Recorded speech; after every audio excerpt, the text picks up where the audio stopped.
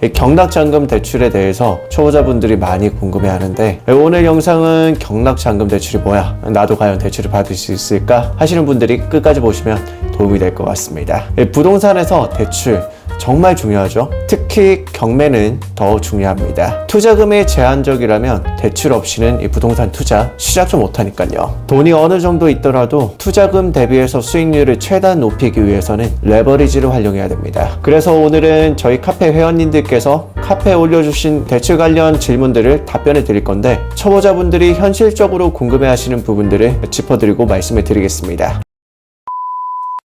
카페 질문글이 4개가 올라왔는데 이거 글 하나하나씩 보면서 답변을 좀 드리겠습니다. 경락잔금 대출의 구체적인 진행 절차가 궁금합니다. 안녕하세요, 생초보입니다. 아파트를 입찰하려는데 너무 생초보이다 보니까 너무 막막하여 책이나 유튜브에는 두루뭉실하게만 나와 있어 이렇게 질문 드립니다. 도와주세요. 대부분 다 대출 관련된 부분에서 궁금증이 좀 있는 것 같습니다. 여러 가지 질문들이 있는데 하나씩 답변을 드리겠습니다. 첫 번째 질문이 경락잔금 대출을 취급하는 은행이 별로 없으므로 미리 거주지 주변에 경락잔금 대출을 취급하는 은행을 알아본 후에 그 은행의 본인 계좌를 미리 만들어야 되나요? 아니면 안 만들어도 됩니까? 라는 질문이에요. 미리 계좌를 만들 필요는 없습니다. 왜냐하면 일반적으로 경락자금 대출을 진행해 주시는 대출 상담사분들은 여러 가지 은행에서 대출을 진행을 해요. 1금융권의 조건이 좋다면 1금융권 은행으로 대출을 알선하기도 하고 혹은 2금융권으로 주선을 하기도 합니다. 그렇기 때문에 본인 계좌를 미리 만들 필요가 없어요. 그 상황에 맞춰서 상담사분이 안내해주는 가장 좋은 조건을 가진 가장 낮은 금리, 어떻게 보면 중도 상환 수수료가 낮고 대출 이자가 낮은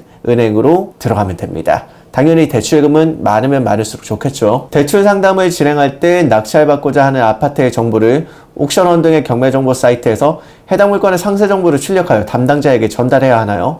아니면 경매번호만 알려주면 담당자가 알아서 조회해보고 알아서 하는지 라고 질문을 해주셨는데 이거 같은 경우에는 이제 담당자마다 조금 차이가 있긴 합니다. 하지만 일반적으로 대출은 다 비슷비슷해요. 우선 주거용 부동산 같은 경우에 무주택자 기준으로 70% 정도 나온다 라고 생각을 하면 되고 상가 또한 70%에서 80% 정도 나온다 라고 생각을 하시면 됩니다. 그렇기 때문에 해당 물건 사건 번호를 얘기해 주시면 이 상담사분이 알아서 어느 정도 대출 대략적인 금액이 이 정도 나옵니다. 하지만 세부적인 거는 개개인의 신용 등급, 주택 채수에 따라서 조금 변동될 여지가 있습니다 라고 안내를 할 겁니다. 다음 세 번째 질문.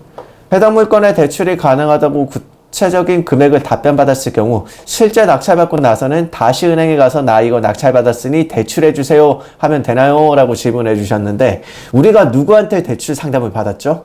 주거래 은행에서 대출 받는 경우도 있지만 대부분은 대출 상담사분을 통해서 받았기 때문에 그 상담사분을 통해서 안내해주는 은행으로 가서 대출을 진행하게 됩니다. 다음 질문이 은행에서 제 개인 계좌로 대출금을 입금해주면 제가 법원에 잔금을 납부하는지, 은행에서 저를 안 거치고 바로 법원에 잔금을 대신 치러주고 근저당을 설정하고 등기부상 소유권을 저로 알아서 다 해주는지, 이런 경우 비용은 이라고까지 좀 세세하게 질문을 남겨주셨는데 은행에서 대출을 받을 때는 기본적으로 개인 명의로 해서 대출금이 들어가질 않습니다. 법무사를 통해서 다 잔금 처리가 되기 때문에 법무사비 또한 들어갑니다. 그것까지 생각을 하셔야 돼요. 내가 은행에서 대출을 받는데 법무사는 다른 사람 쓸 수 있을까요? 라고 물어보시면 그것도 안 됩니다. 해당 은행에 담당 법무사가 있기 때문에 그 법무사를 통해서 그 은행 대출금이 들어가고 그 법무사가 잔금을 치게 됩니다. 그러고 나면은 소유권 등기부 또한 법무사 측에서 개인 명의의 주소로 이전되게 됩니다. 그 법무사분이 알아서 내 주소로 보내줘요, 등기부를. 네 번째 질문이 주로 아파트 단기 매매를 하려는데 양도세 절감을 위해 부동산 매매 사업자로 등록하려는데 등록하는 타이밍은 잔금을 치르기 전에 등록해야 되나요? 아니면 매도 전에만 하면 되는지? 라고 질문을 남겨주셨는데 개인 매매 사업자 물론 좋습니다. 근데 이거 세금 잘 알아보셔야 됩니다. 매매 사업자 같은 경우에 종합소득세로 들어갑니다. 그러니까 기존에 소득이 있으면은 이게 합산이 돼버려요. 그래서 세금이 과도하게 부과될 수도 있고 매매 사업자라고 해서 개인이랑 별개로 주택 채수를 들어가는 게 아닙니다. 매매 사업자도 개인이랑 똑같이 주택 채수로 취급되기 때문에 내가 기존에 주택을 2채를 가지고 있다. 근데 매매 사업자를 내서 주택을 한 채 더 취득을 했다. 그러면 주택이 3개로 취득세가 들어갑니다. 이 부분 반드시 세무사 상담을 받고 나서 입찰을 한번 하셔야 됩니다. 자칫 잘못하면은 이거 매매 사업자 내고 부동산을 매매하는 거에 진짜 세금이 더 많이 나갈 수도 있어요. 이 부분 반드시 확인이 필요합니다. 매매 사업자를 등록하는 시기 같은 경우에는 세무사 상담을 한번 받고 움직이시길 바랍니다. 이게 지자체에서 어떻게 보는지에 따라서 이 매매 사업자가 또 간주로 해서 들어가는 경우도 있습니다. 매매 사업자를 내지 않더라도 간주 매매 사업자로 되는 경우도 있기 때문에 이거는 세무사 상담을 한번 받고 움직이셔야 됩니다. 다섯 번째 질문이 매도를 할 경우 매수자가 잔금을 치르면 그 돈을 바로 은행에 대출금을 상환해야 등기부상 근저당 설정을 지워지게 되는지, 이 경우 처리 신청 비용은 누가 은행에 알아서 해주는 것인지, 제가 신청을 하고 세무사 법무사에게 개인적으로 연락해야 되는지 라고 얘기를 해주셨는데, 법무사에서 다 알아서 해줍니다. 그 비용만 내가 납부를 하면 됩니다. 은행에서 대출을 진행하게 되면 그 법무사가 해당 업무들을 다 진행을 하게 되는데 그 법무사가 말소 비용까지 다 청구하게 돼요. 그러니까 이런 부분도 크게 신경 쓰지 않아도 됩니다. 여섯 번째 질문은 매도를 완료하고 나서 그 돈을 바로 은행에 대출금 상환을 안 하고 또 다른 경매 물건에 입찰할 때 써도 되나요? 라고 얘기를 하셨는데, 이게 상식적으로 매도를 완료하고 나서 그 돈을 은행에 납부를 해야지 당연히 안 됩니다. 내가 부동산을 팔 때는 근저당이 있는 경우에는 당연히 그 근저당을 말소하는 조건으로 나머지 잔금은 내가 받게 되는 겁니다. 만약에 10억짜리 부동산이 있는데 거기 대출이 5억이 있다. 그러면 내가 잔금을 받을 때는 뭐 근저당을 안고 산다고 치면은 10억에 사서 5억에 파니까 5억만큼을 받는 겁니다. 혹은 근저당을 말소하는 조건으로 당연히 팔기 때문에 이거는 너무 당연한 질문이라서 따로 말씀을 안 드리겠습니다. 이렇게는 당연히 안 됩니다. 상식적으로.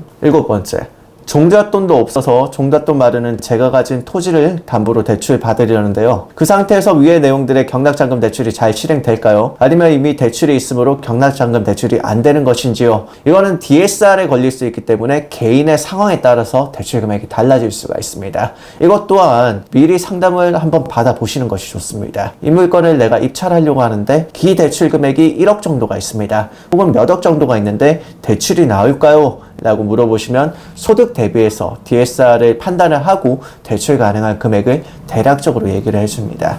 여덟 번째 질문, 위에 낙찰을 받고 매도하기 위해 물건을 내놓은 상태에서 또다시 다른 경매 물건에 대해서도 경락잔금 대출이 중복으로 실행될까요? 이거는 똑같은 질문입니다. DSR에 걸려서 대출이 안 나올 확률이 있습니다. 그렇기 때문에 내가 소득이 많다 라고 하면은 웬만하면 대출이 나올 거지만 소득이 평범하다라고 하면은 대출이 안 나올 확률이 높습니다. 그러니까 여러 건을 낙찰받기보다는 한 건의 물건을 낙찰받고 나서 매도하고 또 낙찰받고 매도하는 그런 과정들을 거치면서 자금을 늘려나가는 것이 좋다는 생각입니다. 이제 다음 글도 한번 볼까요? 다음 질문인데, 기존 주택담보대출이 있는 상황에서 경락잔금 대출이라고 하셨어요. 이 기존 주택담보대출이라는 게 너무 범위가 광범위해요. 이게 신혼부부 주택자금대출이라고 하는 경우에는 다른 주택을 취득하게 되면은 그 대출 우대금리를 적용을 못 받습니다. 이거 정말 내가 신혼부부라서 대출금리가 2%대, 3%대로 대출을 받았는데 다른 주택을 취득하게 되면서 그 혜택이 사라지는 거예요. 그러니까 이거는 반드시 은행에 확인해 봐야 됩니다. 내가 대출받은 은행에서 이게 지금 내가 우대금리로 대출을 받았는데 또 주택을 취득해도 이 우대금리가 적용이 될까요? 라고 확인을 한 다음에 들어가셔야 됩니다. 자, 이 질문의 중점은 감정가의 70% 또는 낙찰가의 80% 이렇게만 생각하고 있다가 기존 주택담보대출을 받아 1주택자로 살고 있는 입장에서는 주거용 부동산을 낙찰받게 되면 별도로 이제 대출을 더 받을 수 있냐? 라는 질문인데, DSR에 걸리면 대출 불가능합니다. 또 우대금리로 대출을 받았다면 그 우대금리가 사라질 수도 있습니다.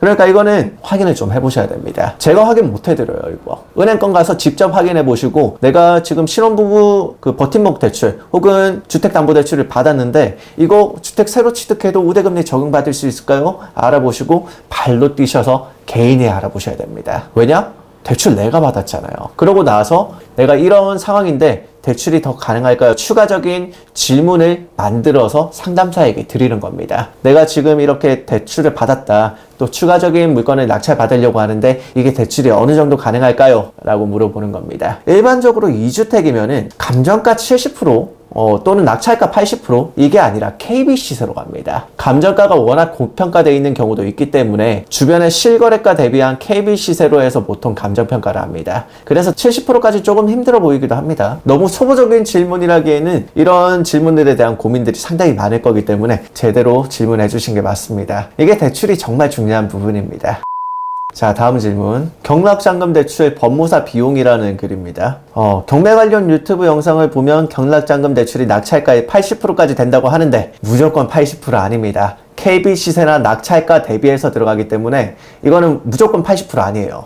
또 80%가 생애 첫 주택일 때 우대금리 적용받아서 80%라는 거지, 무주택자 기준으로는 뭐 70%가 기본 베이스라고 생각하시면 됩니다. 뭐 혹은 내가 주택을 취득했다 그러면 또 대출 가능 금액이 또 줄어듭니다. 이분 같은 경우에는 매매 사업자 방향으로 투자를 고려하고 있는데 대출을 받고 싶다라고 얘기를 하셨습니다. 자, 낙찰받기 전 자금 대비를 해야 하는 게 필수라고 생각이 드는데 초보로서 이 부분이 부담스러운 부분 중 하나인 것 같습니다. 개인 매매 사업자의 경우 대출 한도 측면에서 가계대출에서 차이가 나는지 궁금하네요 라고 물어보셨어요. 뭐 개인 매매 사업자 같은 경우에는 대출이 조금 더 나오긴 합니다, 일반적으로. 하지만 그렇게까지 뭐 정말 큰 차이가 나거나 정말 많이 대출을 해준다거나 혹은 뭐 경매 낙찰가의 90%까지 대출이 된다, 이거는 불가능하고 그냥 70%가 베이직한 상황이다 라고 판단을 하시는 것이 좋습니다. 두 번째 질문이 잔금 대출 및 법무사 비용에 대한 부분이 정보가 부족할 때 대출 상담사 이모님과 직접적으로 연락을 드려서 알아보는 게 제일 효율적인가요? 라고 물어보셨는데, 잔금 대출 같은 경우에는 이모님들마다 해당 취급하는 은행들이 다 다릅니다. 그러니까 여러 상담사들에게 내 조건을 얘기를 해주고 대출 가능한 금액을 알아보시는 것이 가장 좋고,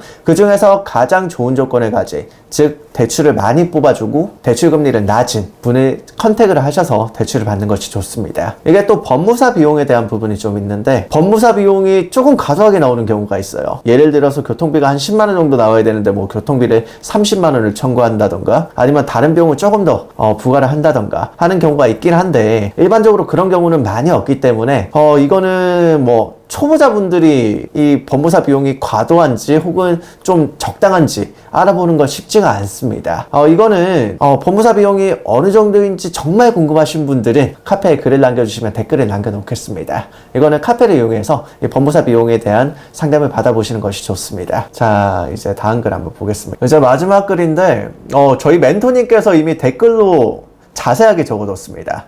지금 이분은 실소득이 3천만 원 정도고 사업자 명의로 해서 부동산을 취득하고 싶다라고 얘기를 하셨는데, 최저가 5억인 물건에 입찰을 한다고 하셨습니다. 그러면은 내가 만약에 이 최저가 5억짜리 물건을 낙찰받았다 그러면은 이게 KB 시세가 한 6억이다, 뭐 그래도 낙찰가 기준으로 뭐 70% 잡으면은 원칙적이라면 5억 낙찰받아서 70%면 5, 7, 42 4억 2천이 대출이 나와야 정상이지만, 이게 DSR로 판단을 하면은 4억 2천까지 대출이 안 나옵니다. 제가 맥시멈으로 봤었을 때는 한 2억, 아무리 많이 줘봐야 한 3억 정도 대출이 가능할 것 같아요. 그러니까 이 부분 같은 경우에는 개인의 소득도 정말 중요합니다. 이게 낙찰자가 생각보다 소득이 없다면은 높은 금액의 물건을 취득하는 거에는 조금 무리가 있습니다. 내가 기존의 자금을 가지고 있어야지 나머지 부분은 충분히 케어가 가능할 것 같습니다. 이런 걸 알아보기 위해서는 기본적으로 상담사를 통해서 내가 어느 정도 이 물건을 낙찰받고 낙찰 금액이 이 정도가 나왔는데 내 소득은 3천만 원 정도다, 대출이 과연 얼마만큼 가능하겠느냐라고 상담을 한번 받아보시는 것이 좋습니다. 이거는 실소득이 그렇게 높지 않기 때문에 5억짜리 물건을 낙찰받는다고 해도 4억 2천이라는 대출 금액이 다 안 나올 확률이 높습니다. 이런 부분들은 주의를 좀 하셔야겠죠. 이제 마지막으로 대출 상담하시는 분들이 과연 이 대출을 알선하면서 어떤 걸 받으시기 때문에 이 대출을 주선해 해주시냐, 이게 좀 궁금하실 수가 있어요. 이분들 같은 경우에 대출이 진행됨으로써 거기에 따른 그 금액 대비해서 수수료를 받습니다. 그렇기 때문에 최대한 이분들은 어떻게 보면 대출을 받게 하시면서 수익을 얻게 되시는 겁니다. 그렇기 때문에 그분들이 나름의 은행권들을 다 알고 계세요. 뭐 어떤 분들은 대출이 안 나오는 뭐 유치권 물건이나 법정지상권 물건을 전문적으로 해서 지방의 은행이랑 조인을 하시는 분도 계시고, 어떤 분들은 주거용 부동산에 대해서 대출 금리를 낮게 뽑아주시고 대출 금액을 좀 많이 뽑아주시는 분도 계십니다. 이 상담사분들의 능력에 따라서 대출 금액 비율이 달라지고 대출 이율이 낮아지기도 합니다. 그렇기 때문에 우리 같은 낙찰자의 입장에서는 발품을 좀 띄워야 돼요. 최대한 여러 명의 상담사분과 내 조건을 얘기하고 이 물건에 대한 금리를 뽑아보시는 것이 좋습니다. 그래야지만 내 돈을 혹은 내 자산을 조금 더 늘려나갈 수 있는 방법이 되지 않나 라는 개인적인 생각입니다. 그럼 혹시 다나와 같은 사이트처럼 네? 그런 플랫폼은 없나요? 있어요.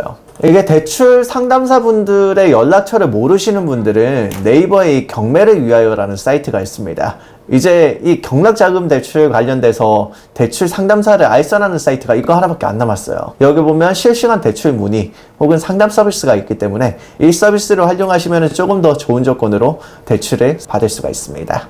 이 사이트를 이용하시면 조금 더 도움이 될 것 같습니다. 마지막으로 이제 저희 카페인데, 여기 카페에는 뭐 여러 가지 좋은 글들도 있고 상당히 많은 분들이 질문을 남기십니다. 그럼 거기에 맞춰서 저희 멘토님들이 댓글을 다 남겨주세요. 그러니까 이 카페를 이용하셔서 좋은 강의도 들으시고 혹은 소통도 하시면서 부동산의 경제적 자유를 누릴 수 있게 도움이 되셨으면 좋겠습니다. 강의 일정 같은 경우에도 카페의 공지를 통해서 확인하실 수가 있습니다. 이상으로 부동산 2인자의 안진우 수석 멘토였습니다. 여러분들의 좋아요와 구독, 알림 설정은 정말 큰 힘이 됩니다. 다음번에도 좋은 영상으로 찾아뵙겠습니다.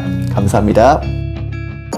부동산 2인자 온라인 강의 런칭 할인 이벤트. 지금까지 이런 강의는 없었다. 부활못을 위한 가장 친절한 강의. 부동산의 붙자도 모르는 사람들, 어려워서 시작조차 못하는 분들을 위해 준비했습니다. 처음엔 낯선 부동산 용어부터 개념, 투자 방향성까지 부동산의 기초 뼈대 여기저기 찾아보면서 시간 낭비하지 말고 원스톱으로 해결하세요. 경매 실전 강의. 낙찰을 위한 경매가 아닌 돈을 벌기 위한 경매. 컴팩트하게 필요한 기술만 제대로 알고 제대로 써먹자. 경매 기술만 가르쳐드리지 않습니다. 앞으로 돈 되는 지역, 분석, 호재, 추천, 입지 선정까지. 런칭 할인 이벤트 최대 33% 할인 기간 불시 종료. 서둘러 신청하세요.